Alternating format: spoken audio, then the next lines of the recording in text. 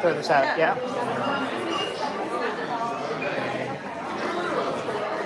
I'm gonna go on the drink before it starts. Hey. Yeah. Playing local, right? Like, I'm right up the street. So I was like, I got the invite, and I'm like, I'll just swing by after work. it was Japanese garden. Yes. How are things? Good. Except for Curris, the trigger word. We're working on You are presenting something, you are lecturing, giving a professional life. The next time you do this, it's going to be about your book. Just letting you know. Yeah, but you know, they're already like looking at ways to work around it. There's like these things, these codes they use for customs, HS codes, and they're like reclassify it. I mean, they'll find ways around it. Start another one. It's a smoke screen for other things. I think, you know, it's just to see how Husky related. You know what's great is the program gave me such a like broader knowledge of the stuff. And like I'm like, okay, so they create a consumer product. They make everyone buy a bunch of like durable goods. The first quarter is gonna be like, look how good the economy did because of me. And everyone, all the insider traders bought the dip in the stock market. Right. Especially with these signals, like it's a good time. And I was just like, can you be any more blatantly obvious? But the problem is the people that they don't have the education to see that. All they're worried about is like as athletes and keeping religion in school. Where is Montecito? Because I grew up in the Bible. Santa Barbara? I grew up in Texas. I'm like deep in the Bible Belt. So like, and that's why I tell like a lot of people that are very liberal out here. It's like you don't understand. There are people that think that way, that control things, and now they've got control again. But the thing is, though, I think that it's always a pendulum. Sorry, no, you're fine. I remember, I'm old enough to remember when George W. was president, and we went into Iraq, and it was like obviously like there's no weapons of mass destruction. We're just there for the oil. Like, no, we're not. We're not. And it's like, no, come on, man. You're a free spirit. I think it's fine. It's good. Train my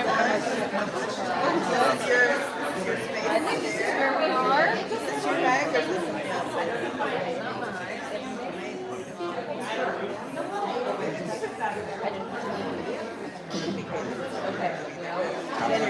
This is yours. Is this a nice space? Absolutely beautiful.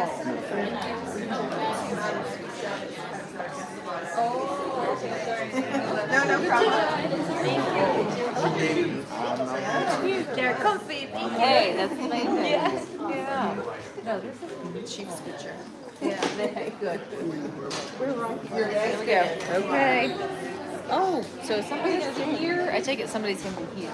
She's over there, maybe because she's going to speak in a couple minutes. As am I, so excuse me, please. Okay. So you need to be in a place where you can get up to speed Um, without tripping over the. I should probably, maybe I'll just sit over here. Sit here on the end. Oh. She's going to come over here.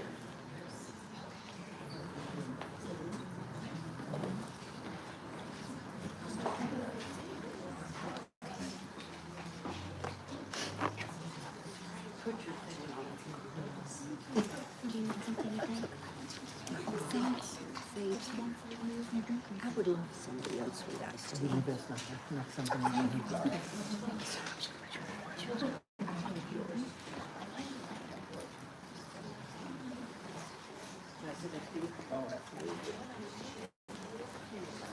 Good evening, everyone.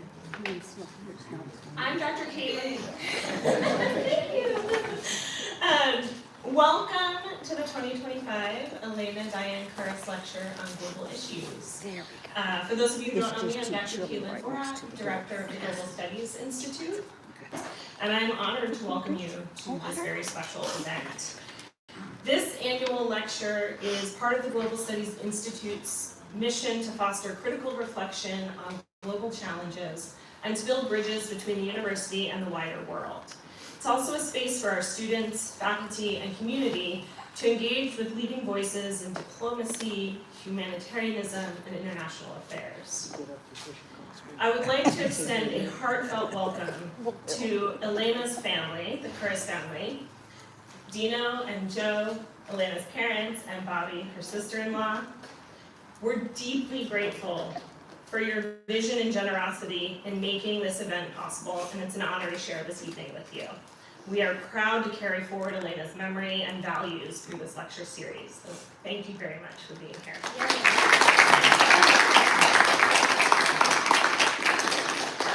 Since August, we in the Global Studies Institute had planned for this lecture to focus on the U.S. Agency for International Development, USAID. However, the recent dismantling of the agency disrupted not only our plans for the lecture, but the entire fields of international development and humanitarian aid. And in light of these unexpected changes, I'm especially grateful to the Curris family and to President Connolly for their continued support in moving forward with looking at the important work of USAID. And the spirit of global engagement that the agency represents. And tonight we're privileged to welcome a truly remarkable speaker, Monica Stein-Olson, whose distinguished career with the agency exemplifies the power of public service on the global stage. But before we begin, I want to take a moment to thank the many, many people who helped to make tonight possible. First, the Alumni Center staff for hosting us, the catering team for keeping us well fed, of course, our wonderful department administrative support assistant, Naomi Rangel, without whom none of this would have happened, Dr. Ezgi Yildiz, the assistant director of the Global Studies Institute, Justin Stevens-Hart, our grad assistant, and the College of Liberal Arts Dean's Office, especially Jonathan Miklas and Lynn Bowman for helping us, and for Spencer Addy, who has been photographing the event, and 22 West Media, who is also here filming the event. I'd also like to recognize and welcome our colleagues from Leadership Long Beach, a community close to Elena's heart. And a warm welcome to all of our students, faculty, staff, and community partners for joining us tonight. And now, please join me in welcoming our campus president, Dr. Jane Close Connolly, who will introduce the Curris family. That's what I'm doing.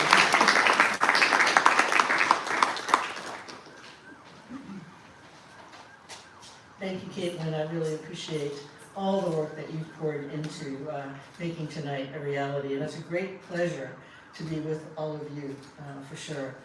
You know, I have the most profound appreciation to Elena's family for their generosity and their visionary support, their generous and visionary support of the lecture series, and for traveling thousands of miles year after year to participate with all of us. And we are joined with Elena's parents, Dino and Joe, and Elena's sister-in-law, Bobby.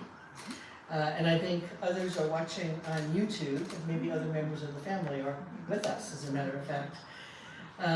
As you know, Elena was a longtime valued member of the beach community and worked specifically in the University Relations and Development team. But she was also a citizen of the world. Her many friends, both on campus and the larger community, gravitated to her for many reasons, not the least of which was her amazingly adventurous spirit and boundless curiosity about the world. Her empathy and global interest animated her work at the beach and led her to take on leadership roles for such initiatives as the campus-wide Veterans Day celebration and the President's Forum on International Human Rights. What could be more important? So I think it's fitting that we honor Elena's memory by coming together to acknowledge that USAID's work and humanitarian and more broadly is an expression of our democratic values and generosity as a people. And it has also played a crucial role in protecting our country's strategic interests. Here at Long Beach, like so many people before her, Elena found a city and a university that were an ideal match for someone with a passion for global learning and literacy. I'm proud to say that our university is committed to graduating students with the knowledge and cultural competencies needed to take on global leadership service roles, which I hope will reappear. Yeah.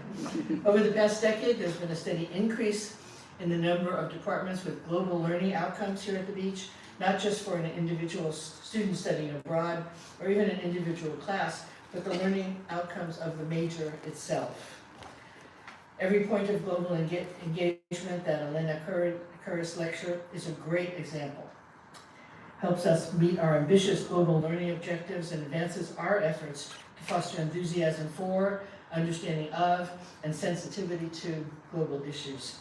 Joe, Dino, Bobby, we're so proud to be working with you to honor Elena's memory by empowering people to act thoughtfully and creatively on issues of global significance. Thank you for entrusting us with this important responsibility. So on behalf of Cal State Long Beach and the greater Long Beach community, I also want to thank our distinguished guest speaker, Monica Stein-Olson, for her extraordinary service to our country and for sharing her expertise, insights, and perspectives. And thanks so much again to all of you for being here. Now I'd like to ask Bobby Curris to come up and say a few words. Thank you.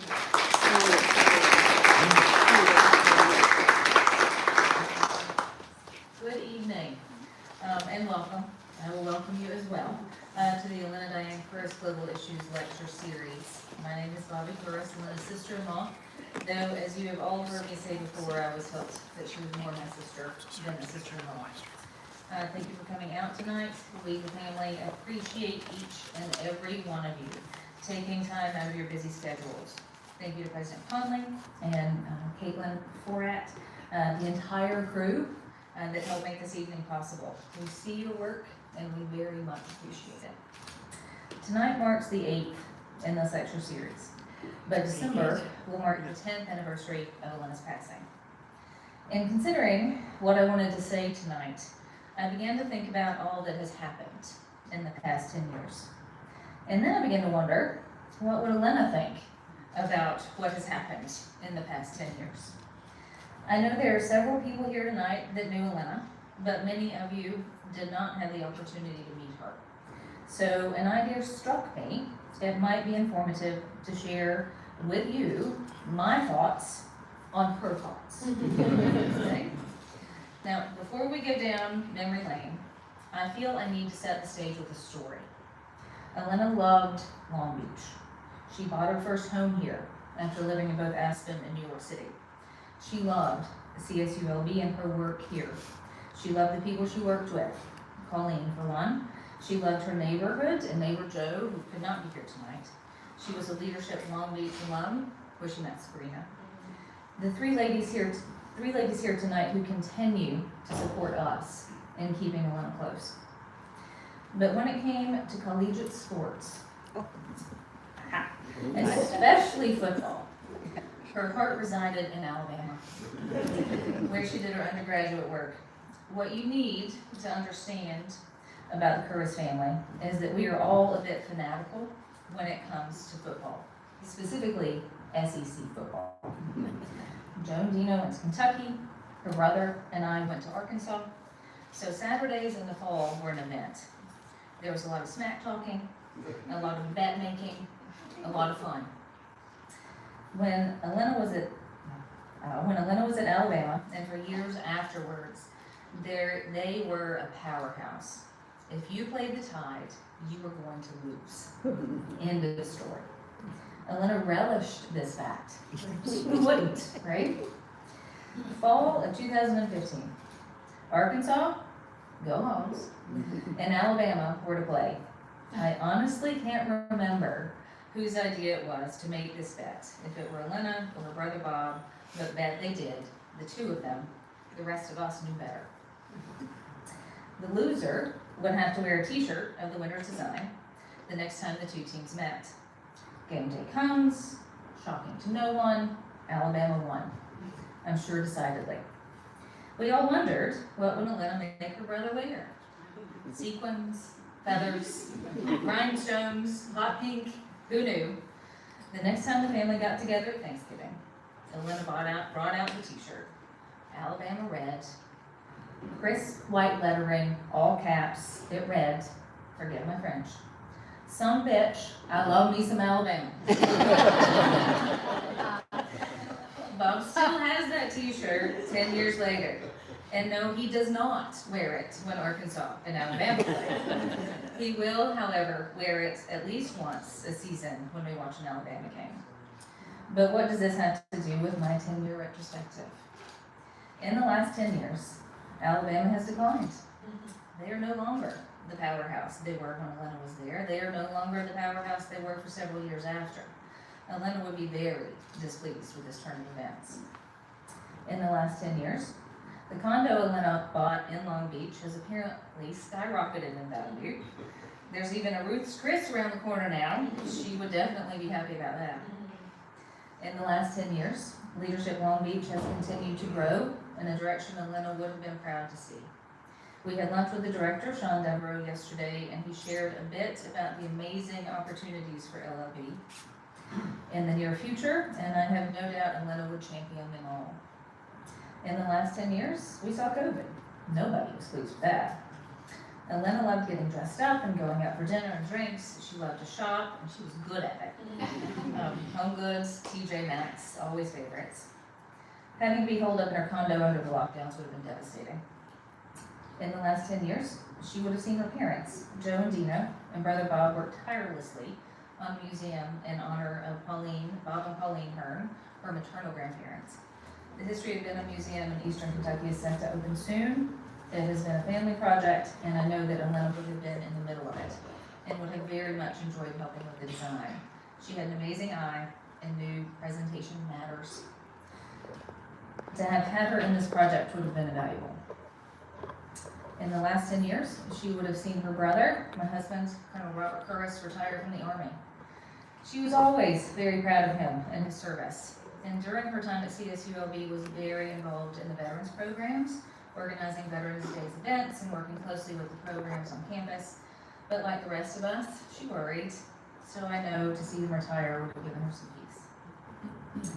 In the last 10 years, she would have seen all the growth and wonderful changes on this campus.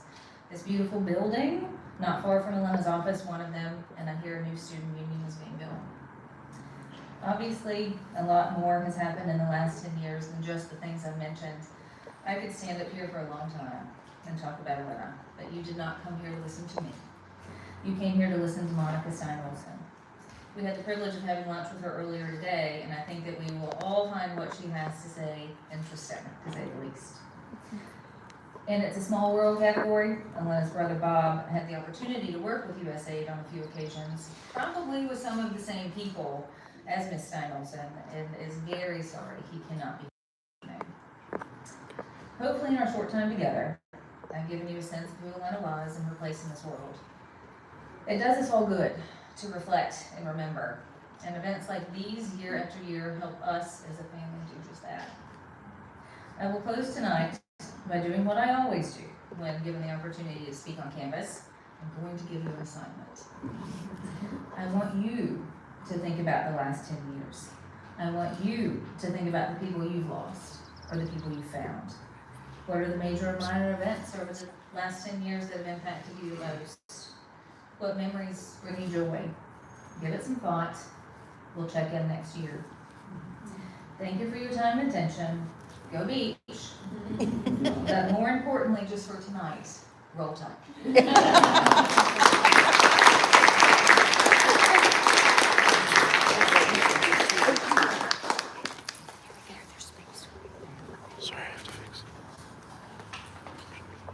Hi, everyone.